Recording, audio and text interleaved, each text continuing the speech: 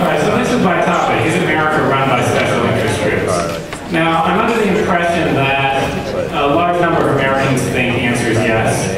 But I'm also under the impression that they don't really know what it is that these special interest groups are doing. So, they think everybody knows special interest groups are doing something in Washington, but you don't know what laws they're favoring and things like that, right? So I think that's important to know that. And it's also important to understand how it gets to be this way, why they have the power that they do. So that's what I want to discuss. These three questions. Is it true that the government is run by special interest groups? If so, why is it true? And what, if anything, can be done about it? And that last one is the hardest question. All right, so who runs the government? This is the hypothesis. There are special interest groups that control the U.S. government. What do they want? They want more money for themselves. That's what the picture is illustrating there.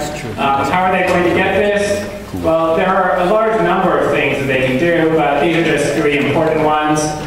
Direct payments. This is where the government is just going to cut a check to the members of the special interest group. The second thing is through harming the competition. They're going to try to get laws passed that harm their competitors and therefore benefit themselves. And the third is they want to get the government to protect them against failure. That is, to protect them from going bankrupt and things like that. Okay?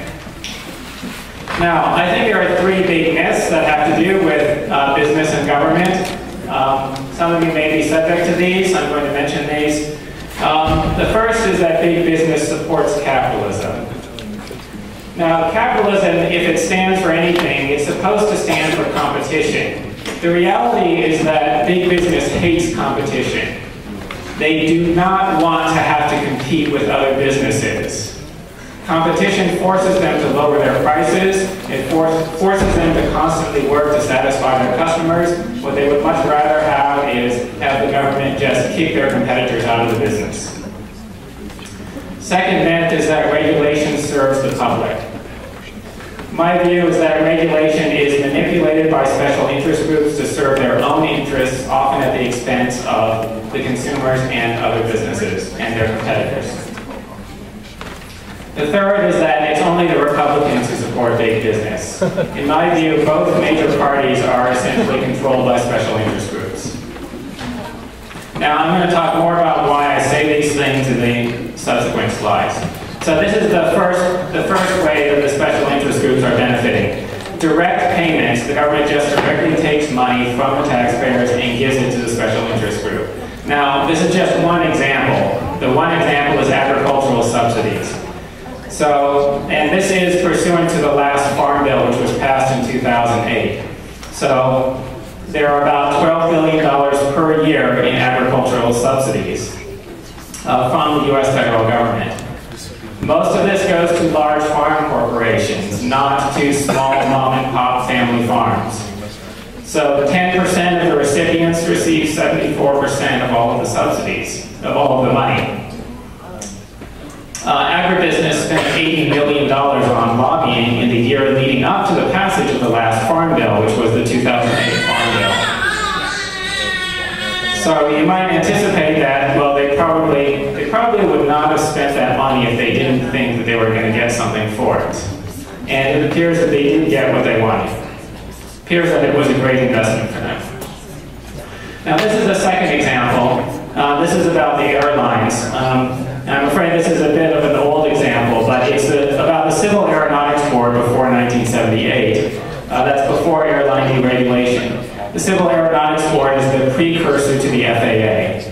And during this time period, they were responsible for approving or disapproving of airline routes, which means that if you want to fly an airplane from one city to another and sell tickets on it, you have to get the approval of the government agency to do that. And they very rarely gave approval. The other thing they did was they set the fares that you were allowed to charge. And by the way, they set minimum as well as maximum fares. So now, what's the result of this? The result of this is a major decrease in competition. In fact, you might think, I do think, that was the purpose. The purpose of having the CAB approve or disapprove of airline routes was to limit competition. Why would they do that? Because they're controlled by the airlines, and the airlines don't want to have to compete. Now, this is an illustration of the effects. After deregulation in 1978, there was a 30% drop in airline fares after adjusting for inflation in the period from 78 to 1990. So the picture that I have there is an illustration of a small airline possibly threatening the larger airline. All right, now, this is another thing that you can do. To attempt to benefit yourself at the expense of others is to try to limit competition. And I'm giving just one example of how you limit competition. It's through something called occupational licensing. You get the government to pass a law that says you need government permission in order to sell a service. And this is what a license is, right? That was also what they were doing with the CAB, that you needed government permission to sell tickets on a particular route. Well, there are a number of occupations for which you need government permission in the form of a license in order to practice them. Now, in fact, there are about 1,100 professions that require a license in at least one state. Now, you already know about some of these professions. It's estimated to include 29% of the labor force. So that's how many people work in a licensed profession. You're probably already aware that this includes doctors, lawyers, and accountants. They require a license to practice their trade. It also includes such interesting professions as librarians, barbers, fortune tellers, and movie projector operators, and so on.